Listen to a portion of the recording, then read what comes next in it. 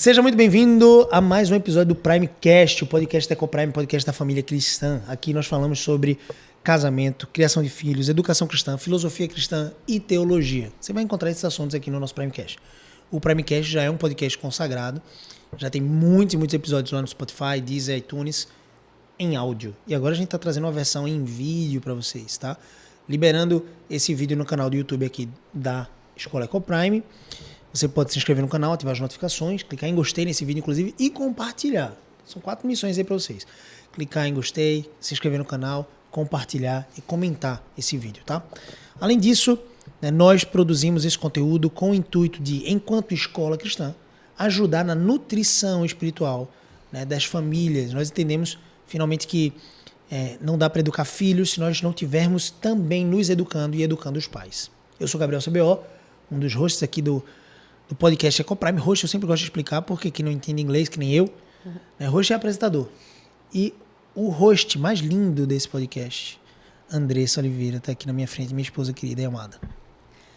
É muito bom estar aqui em mais um Primecast com você, compartilhando do Evangelho aplicado às famílias. É isso que a gente faz aqui. Eu espero que você seja abençoado com mais esse conteúdo sobre, hoje, casamento. Quem é que está realizando esse podcast, irmão? Qual é a instituição? Tipo assim, vamos falar um pouquinho da Ecoprime. A Ecoprime é uma escola que tem 13 anos, é uma escola verdadeiramente cristã, bilíngue, que atende hoje desde a educação infantil, 2 aninhos de idade, 1 aninho de idade, até o ensino médio. Então pode fazer parte da formação do seu filho durante toda a educação básica. Nós entendemos que somos chamados a compartilhar com famílias cristãs desse caminhar conduzindo os nossos filhos a Deus. E hoje a gente vai falar sobre 10 atitudes que destroem pouco a pouco o casamento. Nós entendemos que a família começa no núcleo, e esse núcleo é o casamento. Então, muito se tem perdido do valor do casamento, né, amor? Então, a gente traz aqui esse pilar e esse assunto para ser debatido, para ser costurado aqui, a fim de fortalecer os casamentos. Então, se você é casado, você precisa estar presente nesse podcast, de forma atenta.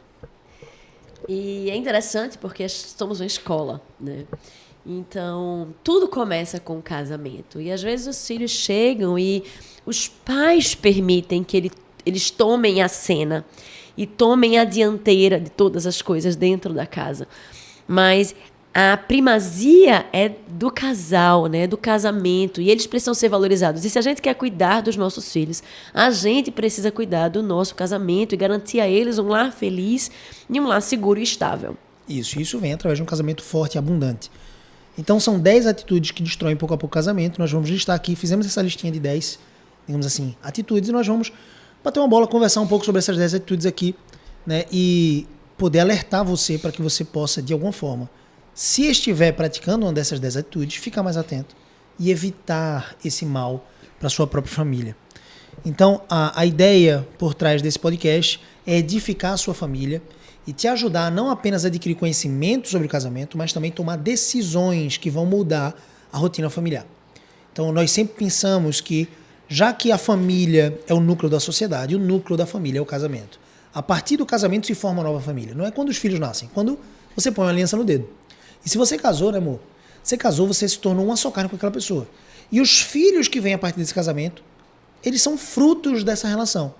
Portanto, herança do Senhor, requerem todo o seu cuidado, o seu esforço, são almas eternas, sob a sua gerência, mas ao mesmo tempo, eles só vieram à existência por meio de algo que antecipou isso, né, que é o casamento. Então você precisa tornar o seu casamento em um nível prioritário, de importância para o bem, inclusive, dos seus próprios filhos. Perfeito.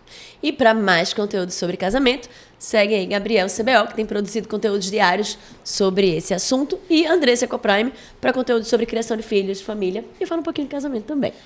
E então vai ser a oportunidade de a gente lavar a roupa suja aqui, viu, papai? Viu, Sky? Vai ser uma oportunidade boa, porque são 10 atitudes que, com certeza, né, nós também, infelizmente, em alguma instância, corremos o risco de falhar.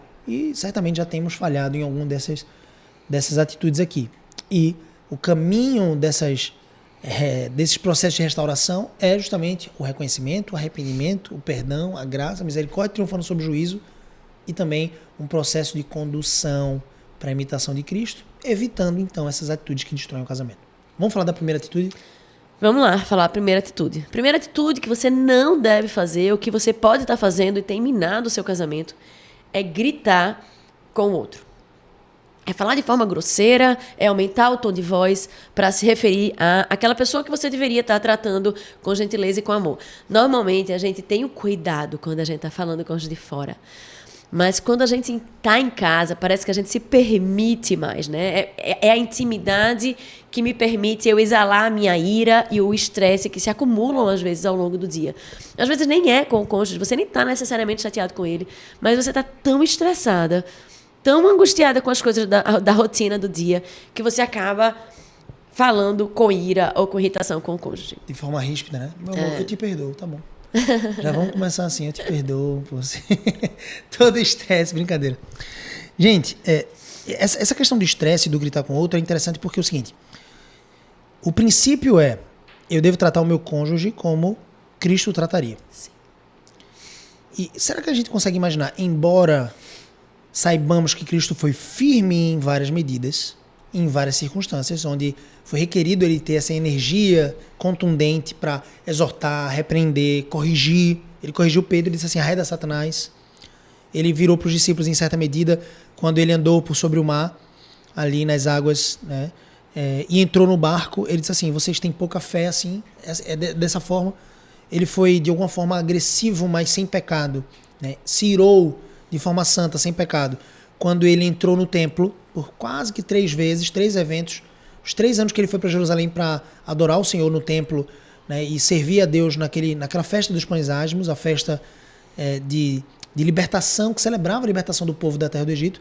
Ele entrou no templo e viu os cambistas, viu os vendedores de pombas e de sacrifícios, e ele arrastou, né, ele pegou um azarrogue e arrastou aquelas bancas, dizendo assim, vocês estão fazendo da casa do meu pai, né, uma casa de comércio, não uma casa de oração. Então esse zelo é importante. Conquanto ele tenha sido contundente em muitos aspectos, ele não se exasperava, né? Ele não se ensoberbecia, ele não, mesmo sendo superior aos discípulos e a todas as criaturas, porque ele é Deus, ele ainda assim não julgava como usurpação ser igual a Deus, mas assim mesmo se humilhou, como diz o texto de Filipenses. E a ideia dessa humilhação traz pra gente, né, um Jesus manso. Um Jesus que exortava e atingia a alma, mas ao mesmo tempo não precisava exaltar, né, ou, na verdade, elevar o seu tom de voz. Jesus que servia, né? Lavando os pés dos discípulos, né?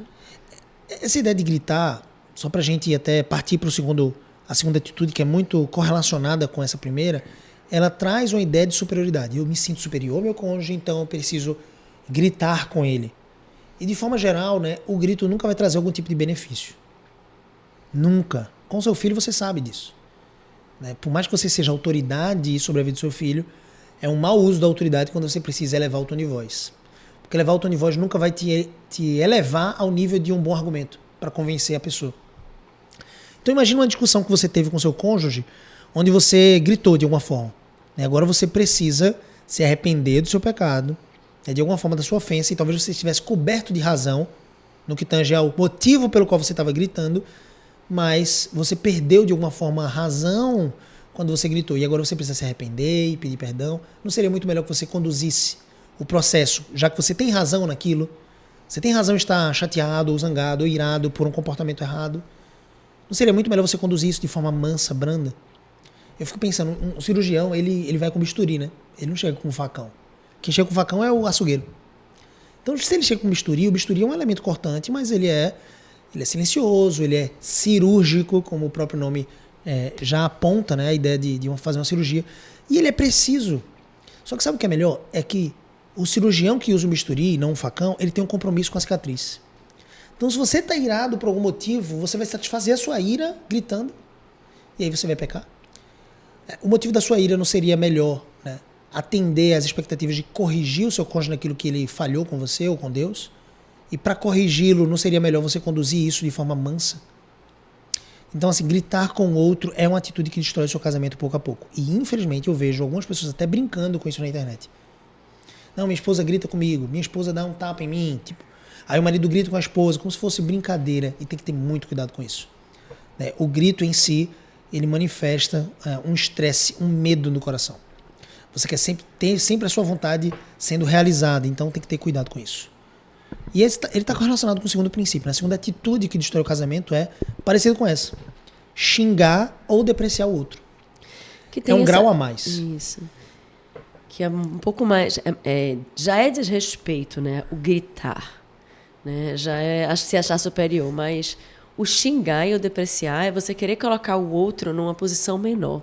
Né? É querer ferir o outro com as suas palavras. E, na verdade, Deus nos chama, né, por exemplo, quanto mulheres, a colocarmos uma coroa, né, na cabeça dos nossos maridos. Nós precisamos respeitar os nossos maridos, colocá-los em posição de honra, né, e não querer colocá-los para baixo. E muitas vezes isso vem porque você está magoada, porque você está ferida, e aí você está ali querendo ferir também, querendo infligir dor, você acha que ele está insuficiente, e aí vem dentro dessa mesma raiz. E aí a gente precisa ter muita sabedoria. Quando você entende isso, que você entende que você não é essa posição, e você entende também o seu coração, que é pecaminoso, e que é um coração muitas vezes irado, e que não vai saber lidar com sabedoria na hora do problema, aí você precisa ser sábio para esperar e dar um tempo. Né? Assim, ao invés dá uma respirada, né? Porque às vezes a gente vai com muita sede ao pote, ou às vezes a gente tá com aquele problema na mão. E acho que mulher é muito assim, a gente é muito mediatista, ou a gente quer resolver as coisas, né? Tanto é que a gente às vezes avança no lugar, pede pro marido fazer um negócio, e ele vai, demora, não sei o que, a gente vai lá e faz. Quando ele vem fazer, já fiz. A gente quer resolver as coisas de forma muito rápida e muitas vezes a gente se atropela. E aí a gente faz algo errado, porque em vez de você resolver o problema, você cria uma barreira enorme. Porque o seu marido, quando você eleva a voz, ele não vai ouvir você. É ou não é? É. Ele se sente desrespeitado. Tem até aquele negócio, né? Que a mulher, ela quer ser amada e o homem, ele quer ser respeitado. Isso é bíblico. Então, quando a mulher eleva a voz, quando a mulher xinga o homem, lógico que a gente também não quer viver isso. Mas para o homem, isso é muito grave, isso é muito severo. Eu vi uma cena de um filme uma vez e foi mal colocada, né, na forma como a crítica foi feita, e em nenhuma hipótese existe qualquer tipo de comportamento que justifique a traição ou adultério. Mas a cena era o seguinte: a mulher, a esposa, jovem, bonita, chega pro marido e diz assim: por que você me trocou por uma pessoa que era menos bonita que eu, menos atraente do que eu, ela é menos inteligente do que eu, por que você fez isso?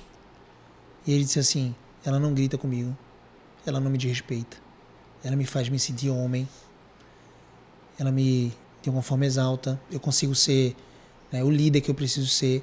Veja, é óbvio, é ridículo essa crítica no sentido de que nada justifica o que ele fez, visto que, sobretudo da ótica bíblica, a responsabilidade sobre a esposa é dele e do marido. Então, em última análise, se a esposa está falhando em não, entre aspas, permitir com que ele seja homem, líder, não respeite ele, a falha é dele. A falha é dele como pastor.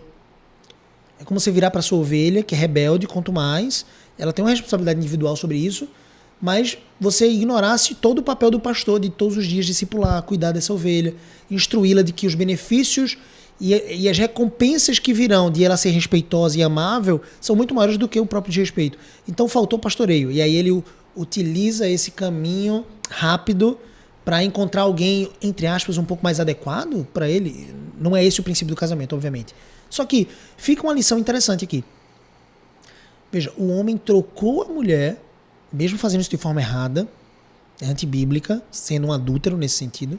Ele trocou a mulher porque ele queria ser respeitado e não mais beleza. Então, existe um grito do coração do homem que é ser respeitado, que é ser líder. E às vezes a mulher ela não entende que se ela entrar em competição com o marido nesse sentido, ela vai, na verdade, dar um tiro no seu próprio pé, porque ela não só vai ficar mais sobrecarregada, como ela vai ter um homem amolecado dentro de casa. Um homem que tão logo ela não vai conseguir admirar. E, na verdade, quem foi coparticipante com a formação ou a deformação desse homem foi ela. Por isso que a palavra de Deus que a palavra de Deus diz que a mulher edifica o seu lar. Quando ela edifica o seu lar como a mulher de Provérbios 31, o que é que ela está fazendo? Ela está, entre outras coisas, edificando as pessoas no seu lar. Porque não é o lar que é edificado no sentido de tijolos. É claro que também se refere a um ambiente ou uma casa organizada, mas sobretudo se refere ao caráter das pessoas com quem ela convive. O ambiente é trocado, de alguma forma é influenciado pela mulher. E eu costumo pensar que, embora a responsabilidade coletiva do lar seja do homem, como sacerdote, como pastor do lar, ninguém é capaz de influenciar tão mais o ambiente familiar do que a esposa. Eu costumo até pensar o seguinte: uma vez eu ouvi uma pregadora dizendo isso, fez muito sentido. Se eu acordo de alguma forma de mau humor, o ambiente do meu lar ele não é tão impactado quanto quando a minha esposa acorda de mau humor. Tudo, entre aspas, né, gira não em torno da esposa, mas passa pela esposa dentro do lar. Então, se ela não consegue ter esse equilíbrio emocional, as coisas parece que não fluem. Isso, claro, que cerca a esposa de muita responsabilidade, embora a maior responsabilidade disso tudo seja do marido. Perfeito. Eu estava pensando numa situação assim, irmão. Numa situação em que você não faz necessariamente, mas você vive isso. Em que você vive uma situação em que você é xingado ou depreciado. E normalmente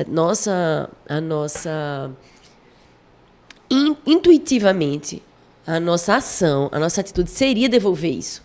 E a gente precisa ter muito cuidado e entender, como cristãos, que o nosso casamento ele não se trata de nós, mas se trata de Cristo. Né? Que naquele ambiente ali, o seu chamado como mulher, por exemplo, ou como homem, é de ser a mulher que Deus te chamou para ser, o seu homem que Deus te chamou para ser. Então a gente não está ali para duelar com o nosso cônjuge, mas estamos ali para duelar contra o nosso pecado, para honrarmos e glorificarmos a Deus com as nossas atitudes. Então, numa situação dessa, nós precisamos nos calar mesmo. Ah, mas eu vou me humilhar? Não, isso não tem nada a ver com humilhação. Tem a ver com você entender quem você tem que ser dentro do casamento e se calar. Num momento propício, onde o marido estiver mais calmo ou a esposa estiver mais calmo, é chegar juntas e, olha, não gostei daquilo que você fez. Não foi correto diante de Deus. Você foi desrespeitoso. Isso. Né? E fazer a devida exortação. Isso. E veja que coisa curiosa. Você disse assim, você teve uma preocupação que eu ouvi dia desse, num outro podcast sobre negócios, e a pessoa estava falando sobre humildade, que humildade não era se humilhar. Eu entendi o que ele quis dizer, no sentido de que humildade não é um rebaixamento exatamente. Não é eu me depreciar, então, para qualquer tipo de exaltação de outro. Mas, em última análise, se humilhar vai gerar glorificação do nome de Deus no seu lar, faz sentido se humilhar. Veja, o próprio Cristo diz... Ele não julgou como usurpação, ser igual a Deus, mas a si mesmo se humilhou, assumindo a forma. Se o meu mestre, o meu Senhor, se humilhou, assumindo a forma de servo, para me resgatar, para me comprar com seu sangue, porque eu não vou me humilhar em relação ao meu casamento. Então essa humilhação não é feita de forma desordenada, como alguém que suplica e mendiga, né, e a esmola do amor do outro. Não é isso. Essa é uma humilhação burra, mas é uma humilhação no sentido de quebrantar o seu próprio coração, sondar o seu próprio coração. Se houve uma discussão homérica gigante em relação ao seu casamento, para de olhar para o seu direito. Para de olhar para aquilo que você sofreu e é sempre o seu umbigo no centro. Olha para o seu coração. Veja as marcas pecaminosas no seu coração. Comece a tratar a sujeira do seu coração. É a trave e o cisco. A trave está no seu olho, o cisco está no olho do seu irmão. Seu marido, seu cônjuge pecou contra você. Sua esposa pecou contra você. Tira primeiro a sua trave e depois você vai tirar o cisco do olho do seu irmão. E esse é um desafio tão grande, né? Assim, eu digo porque é uma batalha também do meu coração, do nosso coração. Não, do seu não. Do seu... Com certeza é uma batalha do meu coração. Mas é um desafio muito grande. Mas o que a gente está fazendo aqui é o quê? Gerar conhecimento. Né? Nós aprendemos, esse conhecimento nos foi gerado. Nós aprendemos sobre isso na Bíblia, lendo livros de homens e mulheres que têm sido grandemente usados por Deus nesse ministério, né, de casamento. Perfeito.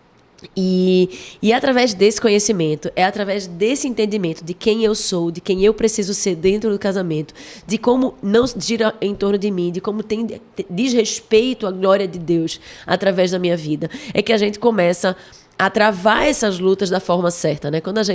Eu sempre tive muito mais dificuldade de chegar para pedir perdão, por exemplo, numa situação dessa do que Gabriel.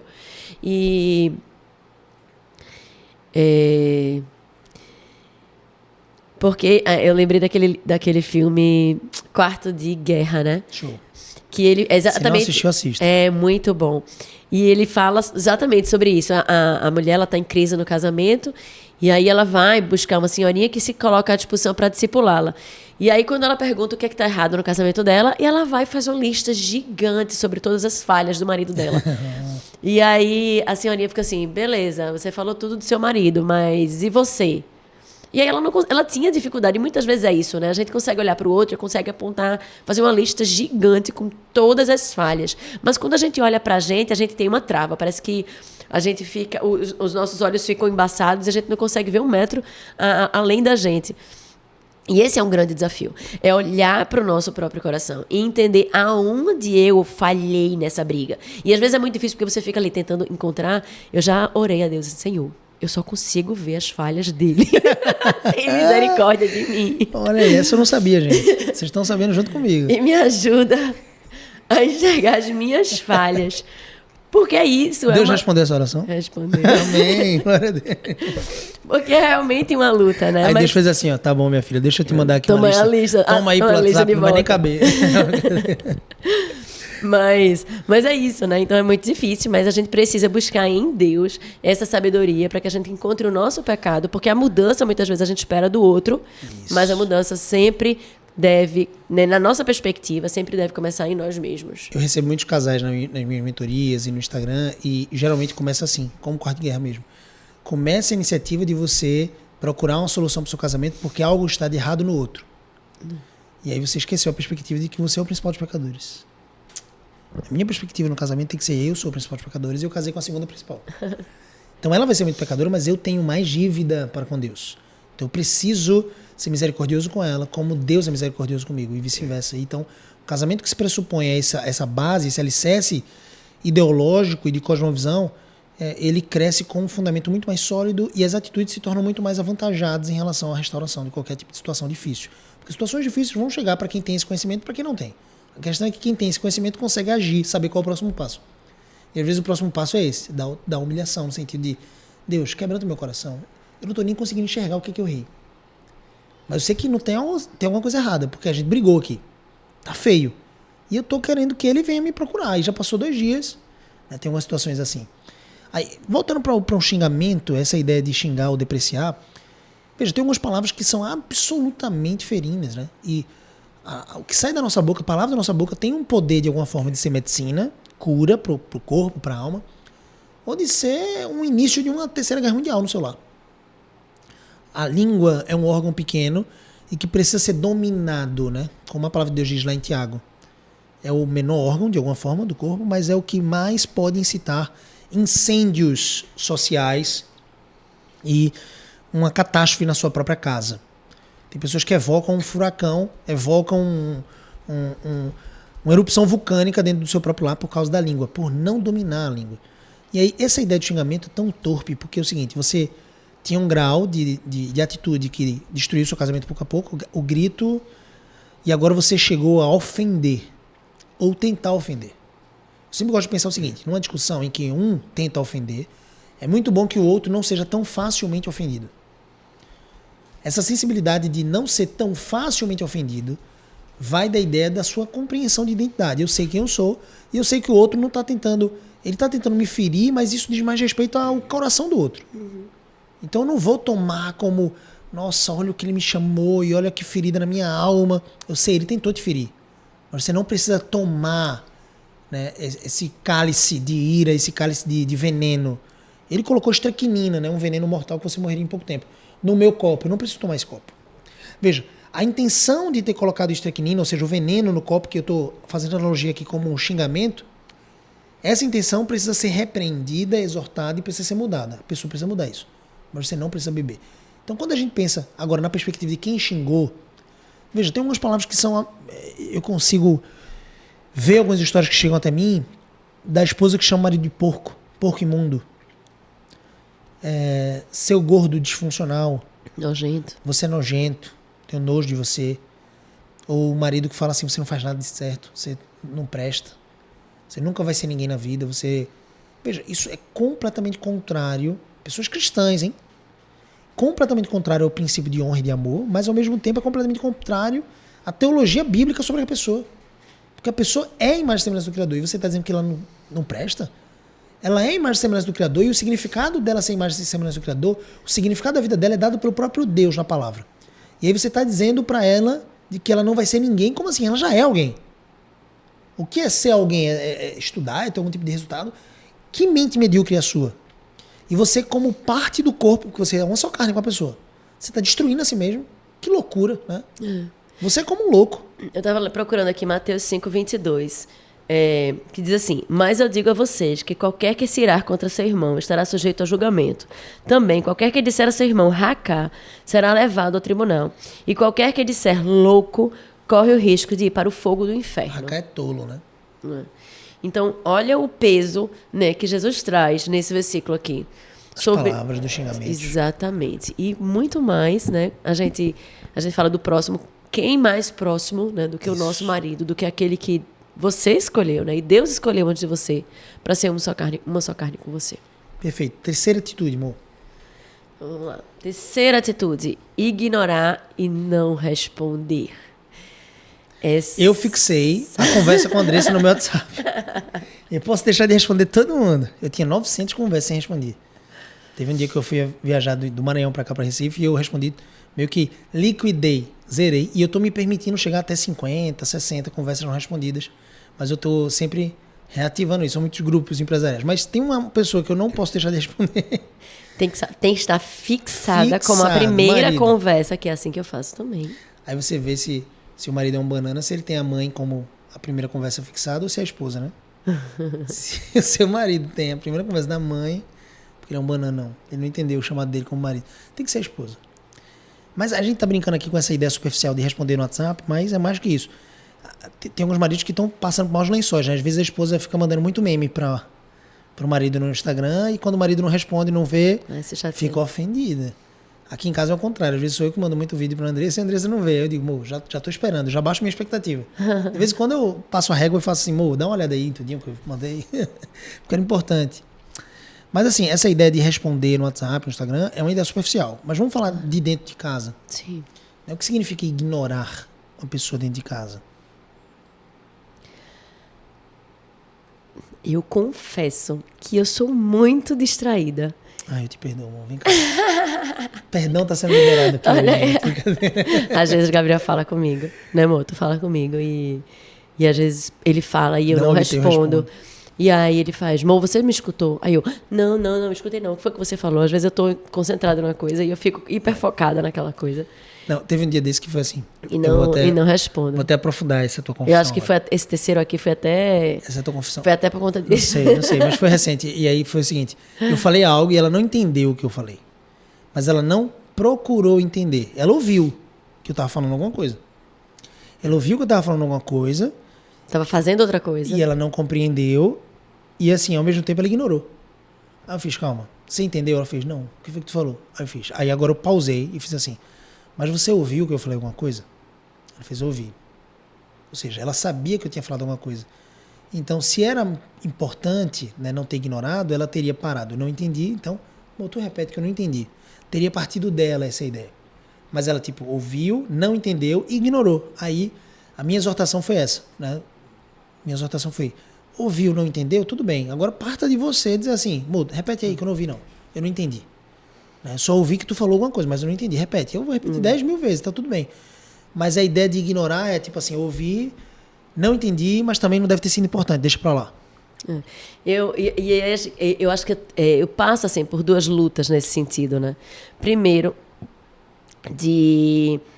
no meio de tantas distrações, a gente estava na mesa de jantar, acho que eu estava tirando a mesa, né? Os filhos estavam na mesa e tal. Então, no meio de tantas distrações, consegui dar atenção verdadeira ao meu marido. E em segundo lugar, eu não me colocar na posição de vítima. De achar que Poxa, ele não tá vendo que ele eu tô fazendo precisa... tu precisa entender que eu tô distraída, né? E é isso. A gente precisa, mais uma vez, né, olhar para o nosso próprio coração e entender que se eu falhei nisso, eu preciso corrigir, né? E não me colocar na posição, ai, coitado de mim, ele não me entende, que eu tô com muita coisa, ou que não foi por mal que eu fiz, eu estava distraída, mas entender que esse é um ponto realmente de melhoria e que nós precisamos, que eu preciso, na verdade, né? Nós precisamos aqui, como mulheres, ter essa devida atenção para que o nosso cônjuge fale, para que ele se sinta importante, para que ele se sinta apreciado. Mas assim, até quem é ignorado em certa medida, e quando acontece isso, precisa haver uma maturidade, né, de que você não vai ficar ofendido demais com a pessoa. Eu tô tão ofendido que essa pessoa me ignorou, que eu agora não tenho mais um compromisso com a melhoria dela. O que seria melhorar na perspectiva de alguém que ignora sempre? Seria ser exortado, né, receber, sentar e pensar em estratégias para que isso não aconteça mais, porque não é ideal que ele ignore qualquer tipo de relacionamento, quanto mais o cônjuge. Então, o meu compromisso como marido, e talvez o compromisso de Andressa como esposa, é me aperfeiçoar e ela vai me aperfeiçoar e eu vou aperfeiçoar ela. Aí eu sou tão sensível, né? Isso me ofendeu tanto que eu digo assim, eu desisto dessa pessoa. Então, tipo, eu não vou falar mais. Não vou falar mais porque não adianta, eu sou ignorado e eu vou ficar ofendido. Isso vai se pondo sobre o sol, né? Isso vai criando um rancor, uma amargura. Não, poxa, veja, eu fui ignorado, mas não é o meu sentimento em primeiro lugar. Em primeiro lugar é o que é que Cristo gostaria que minha esposa fizesse para ajustar isso. Porque, de fato, é importante para ela. E sendo mais importante para ela do que para mim, inclusive. Veja, a nossa preocupação tem que ser assim, se alguma coisa está fora do lugar e me desagradou, eu preciso sondar primeiro o meu coração e dizer, isso me desagradou por causa de quem eu sou, simplesmente, minha preferência pessoal, não que isso não possa ser importante, mas me desagradou porque, sobretudo, isso colabora com a destruição do nosso casamento. Porque isso não agrada a Deus. Aí, se você tivesse a segunda resposta como não agrada a Deus, você para e pensa, se isso não agrada a Deus e de alguma forma pode colaborar com a destruição do nosso casamento, eu preciso ter uma missão de exortar o meu cônjuge para que ele melhore. É óbvio que dentro desse ínterim existe o benefício de que eu vou ser beneficiado. Eu vou ser beneficiado com a melhoria dela, mas a primeira motivação é ela vai ajustar o coração para com Deus. Perfeito. Porque primeiro ela pecou contra Deus, depois contra mim. Então isso é importantíssimo. Perfeito. Outra coisa que eu queria falar é quando acontece, por exemplo, de você ignorar porque você está chateado com ou por outra coisa. Então, vocês brigaram. Vou mostrar para ela. Vocês não resolveram. E aí o marido fala com a esposa. Ou a esposa fala com o marido e você faz de conta que você não está vendo e ignora totalmente. Caraca, o seu marido e a sua esposa. Pois é. E isso é muito ruim. E aí você volta para um outro ponto. Eu não sei se... Sabe o que é pior? Eu queria dizer que eu acho que uma das coisas que poderia talvez ser o quarto ponto aqui, seria que destrói o seu casamento, é você existirem essas situações de desavença, ou desarmonia, ou falha de comunicação, e você não resolver. Não tratar. E você fazer exatamente o que você disse. Engolir aquilo e dizer assim, não estou cansado, não vou lidar com isso. Às vezes não é nem que você desistiu da pessoa. Às vezes você está tão cansado, às vezes, daquele dia. Isso. E que você não quer se dar ao trabalho de lidar com aquela situação. Porque emocionalmente falando, é desgastante. E eu não estou afim de me desgastar. E aí você joga a sujeira para debaixo do tapete. E veja que princípio poderoso. Isso é puro egoísmo de uma vida dada aos prazeres. Como assim? O meu prazer é me dar o descanso. O desfrute de descansar agora.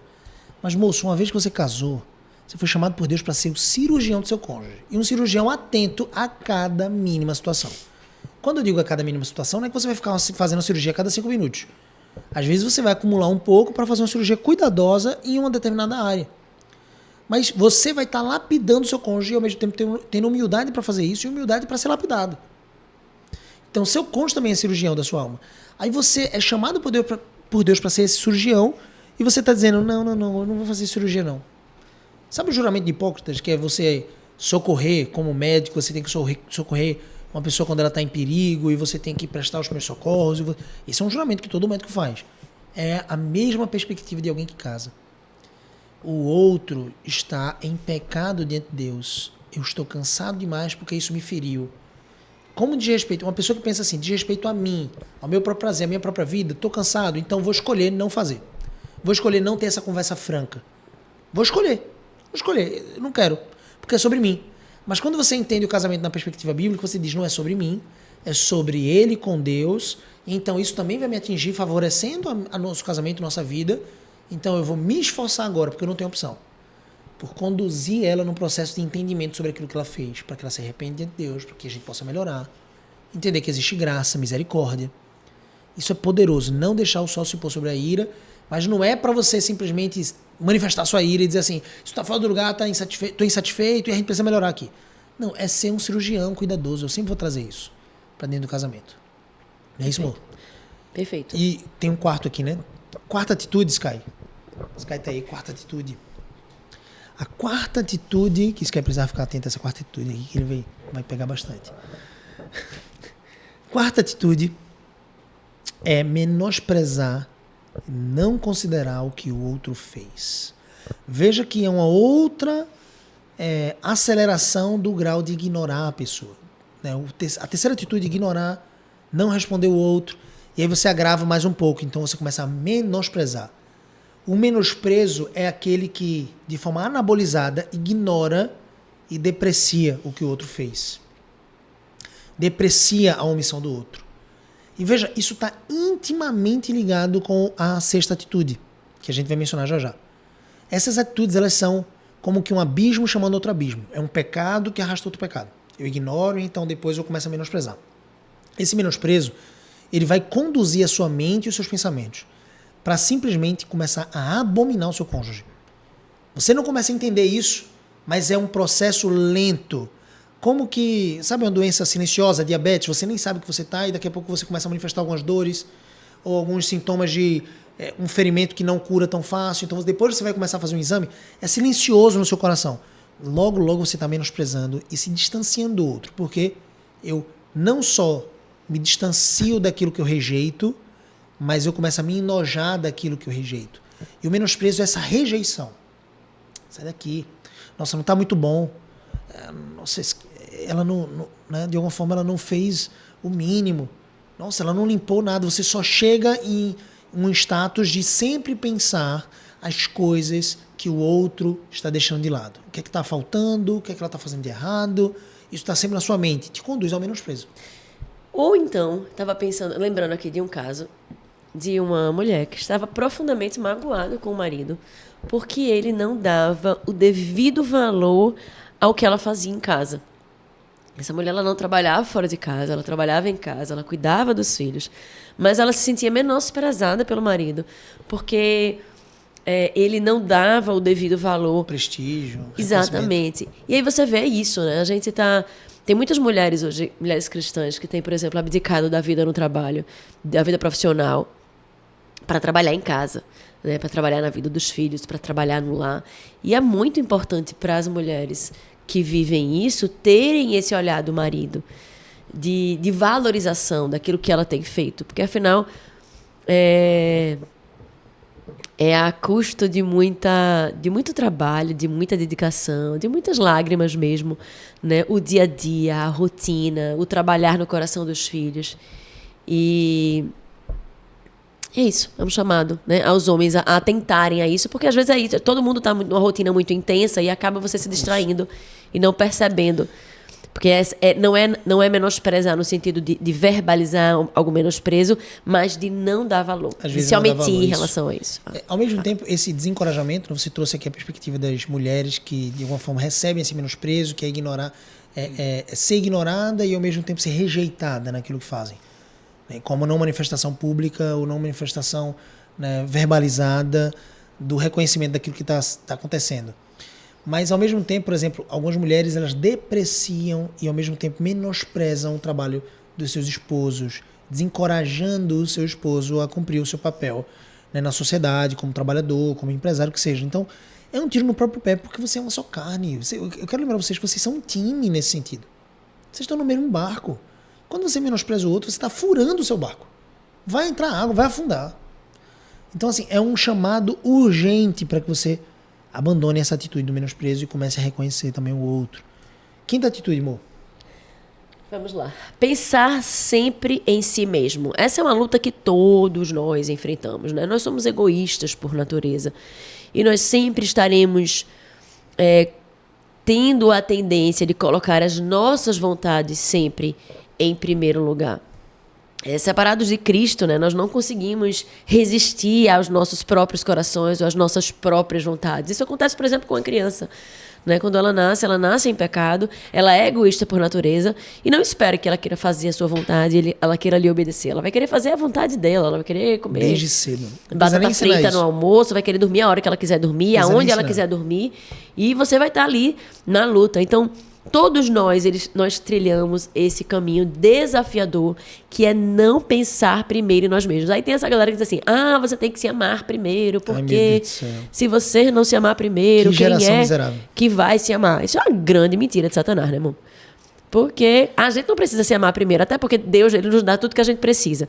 Se a gente tivesse alguma necessidade de se amar-nos a nós mesmos, ia ter lá com certeza um versículo dizendo assim, ame-se a si mesmo primeiro. Não tem nenhuma ordem nesse sentido. É um verbete lógico ridículo Eu fico revoltado quando eu ouço isso. Pastores falando isso. Porque é impossível você amar o outro se você não se amar. Ô, moço, onde é que você tirou essa lógica? Você não aprendeu lógica, não, na escola? Você não teve uma educação formativa interessante, não?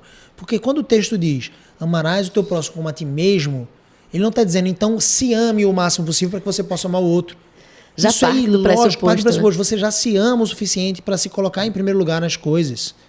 Você já tem um coração tendencioso a fazer acepção de pessoas, a considerar sempre, né, o lucro como sendo um padrão de reconhecimento, de valor, de status. Então você já vai buscar isso. Então aqui é um cuidado que você precisa ter, né, que a ideia do egoísmo vai te colocar num patamar de sempre querer se colocar em unidade de medida de superioridade em relação a outra pessoa.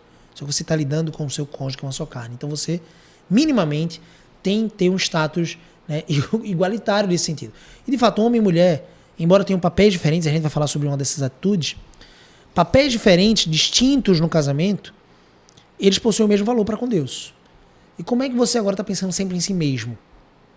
Como é que você agora está sempre cogitando as suas ideias como sendo as melhores ideias o tempo inteiro? Você não dá ouvidos à voz do outro, às opiniões do outro, porque simplesmente você já se considera o suprassumo das decisões sábias do seu caso. Aquele que se considera sábio não é. Então você precisa do seu cônjuge, especialmente maridos que não ouvem a esposa. Precisam começar a ouvir a esposa. Esposas precisam ser sábias para saber aconselhar. Então as decisões dentro do casamento precisam ser pensadas em relação ao coletivo da família. Quando eu penso em mim mesmo, e teve uma caixinha de perguntas esses dias lá no meu Instagram, que a pessoa perguntou qual é a marca pecaminosa que você mais vê nos homens e mulheres. Por incrível que pareça, é claro que, como você disse, né, essa é uma marca que está no coração de todo ser humano, homem e mulher, o egoísmo, o pensar em si mesmo, o amar a si mesmo acima de todas as coisas, e nosso esforço tem que ser para abandonar essa prática e amar a Deus acima de todas as coisas, e amar o próximo como nós mesmos, amar o próximo como Cristo nos amou. Esse esforço é interessante porque você começa a pensar na perspectiva bíblica de que se eu consigo colocar o outro em medida superior, como a palavra de Deus diz, os ouvidos de uma geração atual que está ouvindo até de pastores que precisam se amar, que em primeiro lugar é você e depois os outros, porque senão não tem lógica, eles vão ficar com o ouvido agora coçando. Porque a palavra de Deus diz que você deve considerar o outro em superior medida do que você mesmo. A palavra de Deus diz que você deve considerar o outro. Primeiro é o outro. Cristo considerou os outros em superior medida, de uma certa forma, para lavar os pés como mestre, para sendo Deus, morrer na cruz, ser cuspido, ser violentado, ser desafiado. Se tu é Deus, salvou tantas pessoas, desce da cruz. Ele precisou de alguma forma ser humilde nesse caráter. E se você não tivesse humildade para pensar no outro, você não vai edificar o seu casamento. Eu posso dizer para você, o casamento não é eu centralizado, né? Ou ego centralizado. Sempre o eu acima de todas as coisas, a partir de mim, eu sou a medida de todas as coisas. O casamento é outro centralizado. Você centraliza, né, o casamento em Cristo e depois no outro, para então depois desfrutar. Jesus, tu falou do versículo, né, amar o outro como a si mesmo, mas Jesus ele subiu a régua, né, e ele diz que nós devemos amar o outro como ele nos amou. Lá em João, isso. Isso. Então, ele aumenta a régua, né, e realmente coloca o outro como alvo, né, do meu amor e do meu cuidado e do meu serviço. Então, se você fizer isso, quem vai mais ser beneficiado, sabe quem é? Você. Eu vejo alguns maridos que querem exercer liderança e autoridade, o que é próprio dos maridos, e eles cobram das esposas. Você não me respeita, você não é submissa. E esse marido ele não está servindo. Esse marido está querendo ser servido. Mas nesse tipo de reinado bíblico dentro do casamento, e o marido de fato é o rei, a gente pode entender dessa forma, o cabeça, a autoridade, o rei é o que serve. O rei é o que protege, o rei é o que lidera, o rei que vai na frente, o rei é o que provê, o rei é o que serve. Se você começa a servir, tão logo você começa a solicitar algumas coisas, o seu rebanho, né, o seu reinado, a sua esposa, a sua rainha, seus filhos, seus príncipes, eles começam a te seguir. Você arrasta eles pelo seu bom procedimento, pelo bom comportamento, seu amor constrangedor. Constrange as pessoas, sem que você precise ficar exigindo ou pedindo as coisas. Perfeito. Sexta atitude? Sexta atitude é pensar coisas negativas do outro. Isso é muito, às vezes, intuitivo. Tem gente que diz assim, não, mas eu não consigo governar os meus sentimentos, eu não consigo governar os pensamentos. E é isso, né, amor? Mas são mentiras que Satanás nos contam e que a gente tem que ter muito cuidado. Lá em Filipenses diz que nós devemos pensar em tudo que é agradável, bom e justo. Se Deus diz que nós devemos fazer isso, significa que nós podemos sim governar os nossos pensamentos. E aí quando a gente... Pensamentos maus vão vir na nossa cabeça, né? Isso. Então, sei lá, você brigou com o seu marido, ou então você olha pra ele ali, sei lá, a gente tava falando mais cedo, né? Jogando, alguns homens, como tem se deleitado nessa questão de jogar videogame e passa horas no videogame. E aí você olha pro seu marido e você começa a pensar, inútil, não faz nada pra me ajudar, eu tô aqui sobrecarregada, ele não me ajuda em nada. E aí você começa a falar mal do seu marido para si mesmo. Na mente. Na comunicação mente. interna. Exatamente, é um pensamento. E aí ali passa um dia, e aí daqui a pouco outro dia você está falando a mesma coisa. Como é que você acha que você vai olhar para o seu marido? Com admiração ou com desprezo? Como é que você vai tratar ele depois de ter se comunicado tantas vezes que ele é um inútil, que ele não presta para nada, que ele não te ajuda em nada e que você está sobrecarregado por causa dele? Você vai tratar ele mal, você não vai tratar ele bem. E aí a gente precisa ter muito cuidado com aquilo que a gente se comunica. Né? E a gente pode sim, ao invés de olhar para aquele marido naquela posição, né? E se esses pensamentos vêm na sua cabeça, porque podem vir, você dizer, Senhor, tem misericórdia de mim, me ajuda a não olhar meu marido dessa forma, me ajuda a orar por ele, me ajuda a exortar ele com mansidão e com amor, né? Porque transforma o coração dele. Não é que ele não tenha ponto de melhoria, não é que você precisa começar a admirar um homem que fica horas e horas no videogame, de fato. Era muito importante que você preserve a admiração no seu coração pelo seu cônjuge, mas eu sei que é difícil para um cara que fica jogando horas todos os dias, né, se torna de fato um inútil. Ou seja, parece que você está justa, você está falando a verdade, só que essa verdade não vai ser útil para você. Essa verdade, nesse sentido, ela não vai mudar quem o seu marido é, não vai trazer bons sentimentos e boas ações na prática da condução, de alguma forma, da edificação do seu lar. Pelo contrário, vai te ajudar a destruir o seu lar. Você vai ficar tão revoltada. Por mais que a sua revolta seja justa, o melhor caminho para você conduzir essa revolta, né, em transformação do seu casamento, da sua casa, é você conduzir bons pensamentos e, ao mesmo tempo, não é fechar os olhos para aquilo que está errado. O marido jogando muitas horas é disfuncional, é errado. Mas não é fechar os olhos, é exortar, é pensar nas soluções práticas. Oração, conversa, exortação, encorajamento. E essa boa prática, essas boas ações só vão vir com bons pensamentos. Perfeito. Então não é fechar os olhos para a realidade crua que existe na sua casa, os pontos de melhoria no seu marido, na sua esposa, mas sobretudo é você não fazer uma casa, uma cama nos seus maus pensamentos. O mau pensamento, ele termina sendo como que um ladrão, né? Um usurpador da sua mente. Ele toma a sua energia, ele rouba suas afeições, os seus sentimentos, as suas emoções e as suas ações positivas. Rouba. Então não se deite com esse ladrão. Entenda o que eu quero dizer. Não faça cama nos seus maus pensamentos. O pensamento mal veio, ore a Deus. Peça a Deus para te encorajar, né, num processo de luta contra esses maus pensamentos. Pense nas virtudes do seu cônjuge. Olhe para esse ponto de melhoria como um ponto de oportunidade para você orar. Perfeito. Olhe para esse ponto de melhoria como um ponto de oportunidade para você exortar o seu cônjuge, porque de fato você precisa edificar o seu casamento. Talvez você tenha até exortado, talvez não tenha surtido resultado, mas ora por isso. Às vezes a gente quer travar batalhas, a gente quer vencer guerras. Não só rápido, mas pela força do nosso braço. Também. E às vezes Deus quer que você coloque seus joelhos em terra e ore pelo seu marido. Entenda que nós dependemos dele. Nós somos instrumentos nas mãos de Deus, mas quem transforma corações é Deus. Perfeito. Então, talvez você falou uma vez e ele não deu bola. Ora a Deus, passa um tempo em oração, passa um tempo em jejum, se for o caso, né? Busca a Deus, pede a Ele sabedoria. De repente, marca um momento de novo, busca um momento para que você possa falar novamente. Busca o conhecimento. Com amor. De repente, você não está sabendo falar direito. Isso. Você não está sabendo exortar, você não aprendeu isso e nem quer aprender. Seja humilde para aprender. Como falar, como tratar, que tipo de sentimento sentir, que tipo de emoção se permitir ter. E se colocando, né? Uma coisa que você falou no começo, amor. Tu falou sobre humildade e não se considerar superior ao outro. Né? Às vezes, quando a gente quer apontar uma falha no outro, a gente... Até instintivamente a gente se põe numa posição de superior, como se eu estivesse julgando o meu marido e estivesse me sentindo superior a ele. Eu não faço isso, né? Mas você não cuida da casa. Não. Então a gente tem que ter muito cuidado para entender que é um traço de pecado. Ele não está assumindo a posição dele dentro do lar, né? Está se distraindo com outras coisas. E quanto a mim, eu sou pecadora, eu sou a principal das pecadoras. E eu preciso, quando eu for exortar o meu marido, eu preciso exortar ele com um olhar de misericórdia, com um olhar de graça, entendendo que eu sou tão pecador e tão capaz de fazer coisas piores do que ele tem feito. E aí coloca você na posição correta. E a finalidade é ganhar o coração da pessoa. Isso, perfeito. 7ª atitude. Não ter uma rotina de romance e tempo a sós. Isso me lembra... destrói o casamento. Isso me lembra uma coisa. Tem muita gente que coloca a culpa nos filhos. Não, porque quando chegam os filhos... Não, tudo muda e tudo fica muito difícil e é impossível ter uma vida de romance. E às vezes é muito culpa da mulher. O puerpério chega uns 3, 4 meses, 5 meses, difícil. Olha, e de fato, os filhos, eles vêm, eles alegram a casa, eles trazem, são propósitos, são plano de Deus para a nossa vida, mas eles mudam a rotina.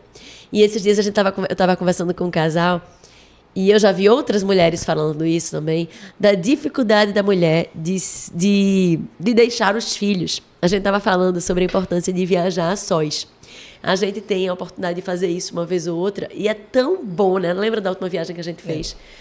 É uma conexão diferente, porque a gente está no dia a dia do lar, a gente está numa vida tão corrida, tão intensa, pega menino ali, busca menino ali, trata coração aqui, conversa aqui, né, faz com o doméstico, a gente tá ali naquela rotina, vivendo a rotina do lar, que é muito gostoso, é muito boa. Mas muitas vezes a gente tá voltado ali para eles, então a gente sair um pouquinho dessa cena, só os dois, só o casal, e a gente se reconectar, e a gente aproveitar esse tempo só os dois, é muito... Não é que a gente só possa fazer isso quando a gente viaja, né?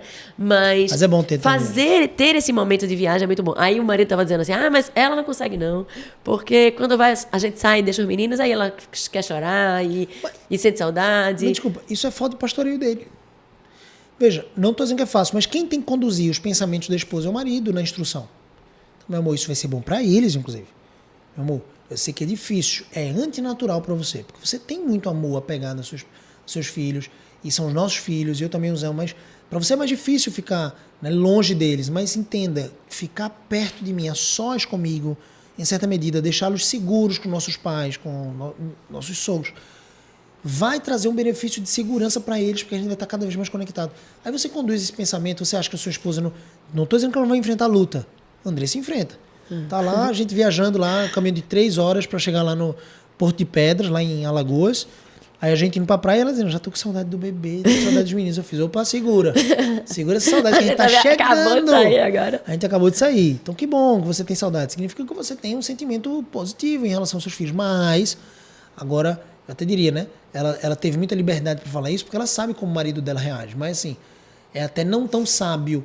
Seria muito bom você controlar esses sentimentos enquanto esposa, especialmente as mulheres que sentem isso, e você conseguisse entender que esses momentos precisam fazer parte da sua rotina. Veja, você falou de rotina, amor. A rotina é como um rolo compressor, mas muita gente não entende. A rotina é feita por você, para suas escolhas. Quem está trabalhando nesse emprego de 12 horas é você. Não, porque eu abro a loja de manhã e fecho a loja de noite. Não, muda o negócio. Estuda um pouco outra habilidade e vai para outro tipo de nicho. Não, porque a minha rotina é muito difícil, eu sou caminhoneiro. Meu amigo, você não é caminhoneiro, você está caminhoneiro. Vai aprender a programar, vai aprender uma faculdade, vai fazer administração, vai ser... Meu amigo, vai mudar a tua profissão. Você não é aquilo que você faz. Você não é caminhoneiro, você está caminhoneiro e está terrível. Porque você está passando 2 semanas longe de casa, não está dormindo de conchinha com a sua esposa. Quem está postando os seus filhos? É quem? É você pelo WhatsApp? Ligação de vídeo? Não é, 5 minutos no dia. Não faz sentido. Então, assim, a rotina é construída por você, para suas escolhas. É decisão. Agora, dentro da rotina, com filhos ou não, precisa haver aquela rotina abundante, que eu chamo de RCA, dentro do evento Casamento Abundante. Para quem não sabe, a gente tem um evento presencial, vai acontecer inclusive agora, dia 21 de outubro, o evento Casamento Abundante. 21 de outubro aqui em Recife. Já teve dia 20 de maio em Recife, 26 de agosto lá em São Paulo, Alphaville, foi bênção, e agora dia 21 de outubro de novo aqui em Recife. E o fato é que esse evento ele é um dia inteiro de transformação. Tem várias ferramentas práticas, bíblicas. Olha, observa na Bíblia, o princípio é a Bíblia. A nossa regra de fé e prática é a palavra, mas são várias ferramentas práticas que eu sou obcecado por método, por didática, por pensar em como mastigar o melhor conteúdo para que a pessoa consiga aplicar. Eu desenvolvi, e uma delas é o RCA. É a construção literal de uma rotina do casamento abundante. O casamento abundante precisa de uma rotina diária. Então, às vezes, vai requerer, né, uma idealização dessa rotina para que você possa costurar a decisão de colocar os seus filhos para dormir um pouco mais cedo. Talvez é costurar a disciplina de você sair uma vez por semana com sua cônjuge, só vocês dois. É costurar a disciplina de uma vez por mês vocês darem uma fugidinha para uma praia, só vocês dois. É costurar a disciplina de que durante o dia a dia corrido da semana, vocês vão, de alguma forma, estar juntos, assistir um filme, ficar juntos, fazer um jantar de vela, sem telas, sem celular, olhar no olho, conversar, uma rotina de mandar mensagem. Uma coisa que a gente gosta muito de fazer, amor, que a gente fazia muito no namoro. Para tudo do trabalho e faz aquele esforço que você fazia no namoro, no noivado, de se encontrar para almoçar junto. Para estar você só e sua esposa. Você topava fazer isso no namoro. Agora, quando casou, você não faz mais. Você só almoça com seus colegas chatos do trabalho, que não necessariamente são chatos, mas enfim... Faz sentido, não, vou me deslocar a cidade toda. Eu lembro que eu me deslocava pra caramba a cidade toda. A Andressa se deslocava um pouquinho pra gente almoçar junto, pra estar 2 horinhas ali, 1h30 junto, e depois a gente compensava no trabalho. Isso na época do namoro. No casamento a gente meio que parou de fazer, até que a gente olhou pro nosso RCA e fez assim, vamos mudar, vamos começar a ter mais esses momentos semanais. Aí você pensa, por exemplo, no seu RCA, e o seu RCA, o que é RCA, amor? É rotina do casamento abundante. Você vai montar essa rotina dentro do nosso evento. E é incrível a transformação disso. Sky, tu fez isso aí. Foi top ou não foi? Top demais. Mudou alguma coisa no casamento? Veja, essa rotina do casamento abundante, ela envolve leitura da palavra, ela envolve momento a sós, ela envolve momento com os filhos, envolve culto doméstico, envolve trabalho, envolve seu treino, envolve o arcabouço prático. Não é uma ilusão, não é um fantástico mundo de Bob. Tem dificuldade, tem luta, tem dor nas costas, tem de alguma forma, né, desafios práticos, mudanças circunstanciais durante a rotina, mas a rotina do casamento abundante pressupõe que você vai programar, inclusive. Não é tão mecânico, mas você vai ter alguma noção de ajuste, caso você esteja muito distante disso, para que você tenha momentos a sós, por exemplo, de fazer amor, de ficar junto. Então, tendo esse ideal de rotina, você começa a dizer assim, rapaz, por que eu estou falhando em colocar meus filhos para dormir cedo? Você está prejudicando meu casamento. Prejudicar meu casamento significa prejudicar meus filhos, significa prejudicar a nossa família, prejudicar essa atmosfera. No RCA, por exemplo, você não vira a rotina dos outros. Você tem uma rotina com o seu cônjuge. Aí chega no final de semana, tem convite disso, convite daquilo, é ministério de não sei o que da igreja. Ótimo, é muito bom estar na igreja, é muito bom ter ministério disso, daquilo, muito bom ter programação. Mas tem casal que destrói o casamento, sabe como? Nas programações da igreja. Eles só fazem tudo no tempo livre, que não estão trabalhando, na igreja. E na igreja é assim, ó, os homens chegam, as mulheres chegam, as mulheres se juntam com outras mulheres, os homens se juntam com outros homens. Cadê o casal? Cadê? Tá junto. Então, às vezes, você deveria dizer não para algumas programações, por mais que seja muito importante você servir na igreja, mas algumas programações para você dizer assim, eu vou dizer sim pro meu casamento. Então, chega num sábado, a Andressa diz assim, a gente tem aniversário de tal, aniversário do amiguinho de Natan, depois aniversário da amiga de Aimee. Veja, se eu não tiver nada programado no meu RCA, no nosso RCA, a gente vai virar a rotina dos outros, vai virar a agenda dos outros. E não estou dizendo que é errado ir para esses aniversários. Pelo amor de Deus, se esforce o máximo para você estar lá. Mas, se você tem uma rotina, um RCA, nesse dia já estava programado que a gente ia viajar. Eu e ela. Eu e ela e os meninos. Um momento só a nossa família. Vai ter aniversário de fulano e tal. Claro que você vai pesar algumas coisas. Às vezes é o seu irmão, às vezes é o seu sobrinho.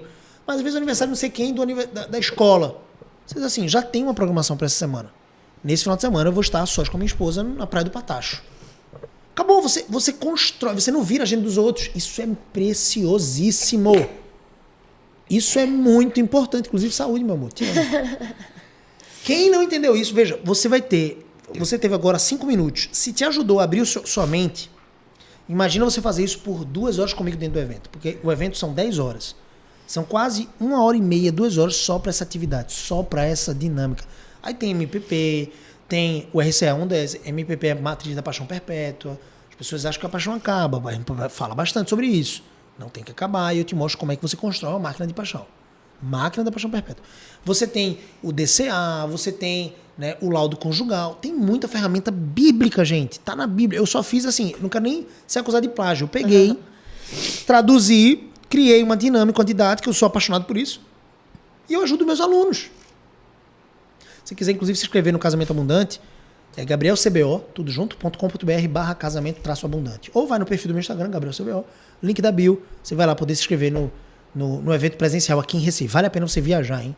Vale a pena. Seu casamento merece esse investimento. Vamos lá. Oitavo ponto. A ausência de autoridade e de submissão. A dificuldade, né, de exercer o papel a qual Deus te chamou a exercer. E isso tem sido muito presente nos casamentos, principalmente por conta do ataque dentro da sociedade à masculinidade bíblica, o ataque à feminilidade, que tem chamado as mulheres, né, o feminismo, a se empoderarem, né, a quererem disputar o local, o papel a se colocarem no papel dos homens. Né? Então, cada vez mais, os homens são os bananas, omissos dentro da sua própria casa, e são as mulheres que assumem o comando. E a mentira de Satanás é, vocês são super poderosos. Não que o homem seja. Assim, vocês conseguem fazer tudo. Conseguem ocupar o lugar da mulher e o lugar do homem junto. Não vai. Vai sobrecarregar, vai estourar, vai cansar. Vai deixar de admirar o cônjuge, vai se separar. Vai tentar procurar um homem feminino. Um homem que seja capaz, um homem que seja, né, um bananão. Mulheres muito masculinizadas, e não necessariamente nos trejeitos, mas na forma de pensar, elas geralmente procuram homens que são bananas, para que elas possam montar, dominar. Mas veja, o favor para a vida dessa mulher é que ela seja de alguma forma, né, pastoreada, cuidada, dirigida por alguém que foi chamado por Deus para ser líder. Então, quando uma mulher dessa, mais masculina, ela encontra um homem masculino e de alguma forma, por alguma aventura, que geralmente ela não busca isso, mas ela se casa com esse homem que é autoridade, ela vai ter muito embate até entender que a virtude no casamento é realmente a submissão. Porque, veja, cada mandamento do Senhor, inclusive a submissão é, para a mulher, um mandamento. E a gente fala que sim, é assombro. É um mandamento. Cada mandamento do Senhor foi escrito para o seu bem. Você pode lutar o quanto for, você não vai colher bênçãos, alegria, felicidade se você desonrar esse princípio. Perfeito. Então, enquanto você desonra, você colhe dor, sofrimento. Não está dando certo? Fala para mim, qual é o casamento que a mulher é mandona, é dominante, é máscula de alguma forma? Qual o casamento que a mulher é autoridade, que ela não é submissa ou amorosa ou pastoreada? Qual o casamento que essa mulher é feliz? E o homem, né? Porque ele acaba sendo desrespeitado, ele acaba tendo seu papel tomado, né, de liderança, de pastor. E aí ele tá o tempo todo... O que acontece normalmente é que ele no começo ele até embate, né? Ele foge depois de casa. Mas depois ele, sabe de uma coisa? Vou pro barzinho, vou tô pro afim, futebol. não. Exatamente. Ele foge de casa, ele tenta estar o mínimo possível, até o momento que o negócio estoura e ele vai embora. Ou encontra outra pessoa, infelizmente. Exatamente. E a gente ora, né? As pessoas buscam prosperidade, as pessoas buscam vida em abundância. E a gente encontra vida em abundância, ou prosperidade, ou felicidade, como tu disse, quando a gente se coloca no centro da vontade de Deus. Né? O mal do ser humano, né, e está lá desde Eva, é achar que nós temos um plano melhor que Deus. Isso. As pessoas olham para essa visão de autoridade, de submissão, e dizem assim, não, mas isso não está legal. O melhor mesmo é eu assumir o controle, eu ser igual ao meu marido, porque eu sou igual a ele. Né? Deus realmente nos fez iguais, mas nos fez com papéis diferentes. Né? Então, Deus nos chama a, em obediência, buscar cumprir o nosso papel, né? Dentro do lar, como auxiliadora idônea. Né? Então, numa situação, a gente, aqui em casa, por exemplo, a gente discute, né, qual é a melhor situação, mas no final, eu entendo que a posição, a decisão final é dele, né? Às vezes não é tão fácil, às vezes eu tô ali naquela convicta de que... Às vezes nem a minha escolha nem é a melhor, né? Às vezes a Andressa já sabe, não vai ser o melhor isso, hein, rapaz. Mas Deus... Vai dar errado. Quando dá errado, ela consegue ser piedosa e nem joga na minha cara. Eu nem jogo na cara, né, amor? Tu é piedosa, porque dá vontade, eu acho que eu jogaria. Miserável, tá aí, toma. mas veja, quem vai responder diante de Deus como autoridade é o homem. Deus vai cobrar do homem. Então, se você tenta usurpar isso dele, não queira para si esse peso. Veja, por mais que seja encorajador você desejar ser líder, e é maravilhoso isso numa sociedade, digamos assim, empresarial, né, profissional de carreira, o líder, ele tem uma barra, né, de cobrança muito maior. Então, seu marido vai ser cobrado por Deus. Responsabilidade, né? Responsabilidade. Ele é responsável pelo lar. Perfeito. Pela provisão, pelo sustento, pelo pastoreio, por tudo isso. Então, mulheres não queiram assumir a liderança da sua casa, né? Se permitam serem lideradas, né? Pastoreadas pelo seu pastor. Uma coisa eu aprendi há muito tempo atrás na dança, se você já dançou uma valsa com seu marido, no casamento, etc. Na dança, quem conduz a dança é o homem. Então, mesmo que a mulher até às vezes saiba dançar melhor que ele e corra o risco dele pisar no pé da mulher, a mulher sábia na dança, ela vai ser mais admirada por aquele homem que está dançando se ela simplesmente deixa o corpo leve e se deixa levar pelo marido na condução. Isso, claro que isso dentro de um escopo bíblico. O marido que quer conduzir a sua casa numa perspectiva antibíblica, eu quero lembrar você, esposa, que você primeiro tem que ser submissa a Deus. Seu marido te pede para mentir, te pede para desonrar, até traí-lo, o que seja, nas loucuras desse mundo pornográfico, você deve primeiro se sujeitar e obedecer, não somente a Deus, tá bom? Nona atitude. Quer vir aqui, Mir? Vem aqui dar um beijinho na mamãe. Minha mãe já vai. Tchau, beijo. Tchau, mesinha. Beijo.